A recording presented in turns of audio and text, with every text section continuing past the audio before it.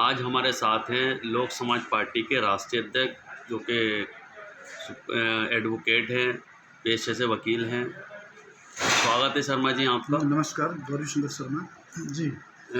शर्मा जी, आज आपने लेख लिखा, उसमें लिखा कि नई शिक्षा नीतियों के लिए उसमें क्या ऐसी कमी है जो आप लेख लिख रहे हैं? जी हाँ, नई शिक्षा नीति सही माने में देखा जाए तो भारत सरकार जो कमज़ोर वर्ग के लोग हैं जो सरकारी स्कूल में पढ़ेंगे, उनके पास कोई विकल्प नहीं है, उनसे अप्रत्यक्ष रूप से शिक्षा छीनने की तैयारी है। वो चाहते हैं कि जो गरीब परिवार के लोग हैं वो पढ़ाई ना करें जो मुख्य पढ़ाई होती है, क्योंकि ये देखा गया कि अब गांव के लोग, शहर के गरीब के लोग भी अपने बच्चों को पढ़ाई पर ध्यान दे रहे हैं और जो खाते पीते लोग वर्ग के हैं उनको वो टफ कंपटीशन दे रहे हैं। तो इसी चीज़ को लेकर के कि भाई गरीब वर्ग के लोग, खासकर कामगार जो जातियां हैं, उनको शिक्षा से वंचित करने के लिए ये ऐसा नीति लाया गया है। उनका जो अभी जो लाया है, असलियत में ये तो संघ के इशारे पर ये ढांचा तैयार किया गया है और एक जून 2017 में कस्तूरी रंगन जो इसरो के साइंटिस्ट थे, उनकी अध्यक्षता में एक कमेटी बनी थी। उन्होंने फिर अपना मई 2019 में रिपोर्ट दिया कि और उसी रिपोर्ट का ढाल बना करके इन्होंने ये लागू किया है। इसमें जो सबसे बड़ी कमी ये है कि 5वीं तक के बच्चे को अंग्रेजी नहीं पढ़ाया जाएगा, उसको मातृभाषा का ढकोसला करके उसको हटा दिया गया है कि मातृभाषा में, क्षेत्रीय भाषा में बच्चे समझ लेते हैं। और जो 6ठी में जब बच्चा जाएगा तो उसमें उस समय उसको अंग्रेजी का ज्ञान कराया जाएगा और उसी समय उसको व्यावसायिक काम सिखाया जाएगा। अब जो बच्चा 6ठी में जाएगा उसकी उम्र मात्र लगभग 12 साल, 13 साल, 14 साल, 11 साल इसी के आसपास होगा।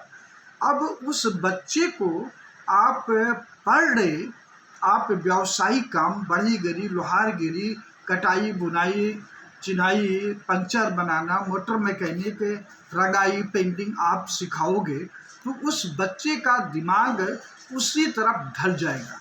वो चाहते हैं कि शुरू से ही इन बच्चों का दिमाग उसमें ढाल दो ताकि मुख्य पढ़ाई ना कर सकें। और उसमें ये भी है कि हर साल इंटर्नशिप होगी, यानी प्रैक्टिकल भी वो करेंगे, उसका सर्टिफिकेट रहेगा।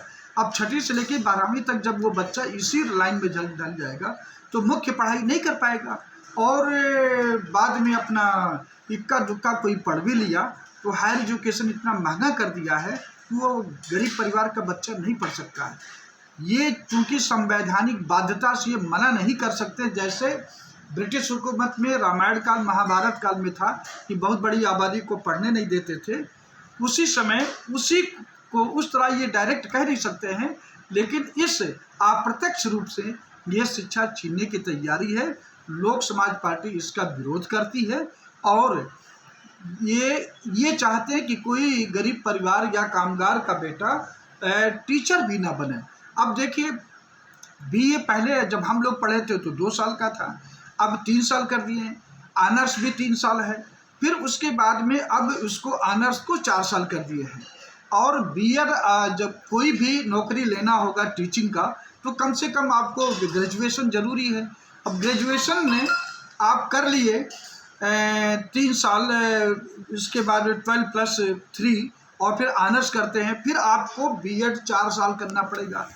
हमारे टाइम पर ये जो है 1 साल था, फिर 2, फिर 3, अब 4 साल कर दिए हैं। वो जान रहे हैं कितना कोर्स लंबा कर दो, महंगी फीस कर दो कि अगर गिरते पड़ते कोई एडमिशन ले लिया गया लेकिन चौथे साल तक ये पहुंच ना सके, इसलिए ऐसा ये कर रहे हैं। लोक समाज पार्टी इसका हर कीमत पर विरोध करेगी। सत्ता में आने पर इस नीति को कूड़ेदान में डाल देगी और नए सिरे से इसका हम लोग करेंगे।